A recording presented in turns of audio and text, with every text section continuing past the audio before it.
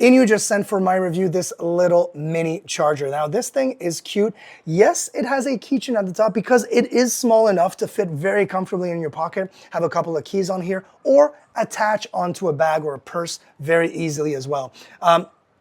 I love the design. I love that little block. It is 5,000 milliamperes, so it's good enough for, to charge your devices such as a phone or as an iPad with USB-C. But it also can do something that most of them don't, and you probably can guess what it is just by seeing the front right there. The top here has that little charger, that magnetic charger for your Apple Watch. So you rest that Apple Watch on top and it starts charging automatically. And when you start charging automatically, you will see a nice little screen right here, a little number. That is the percentage that I have left. So right now, 49% left. Now, as far as the cable, this is one of my favorite little features is I'm losing cables left and right. I'm sure you are too. This one here comes with its own cable on the side. You just take it out like that. It is attached. You're not gonna lose it. So you can literally just plug in your phone starts charging right away.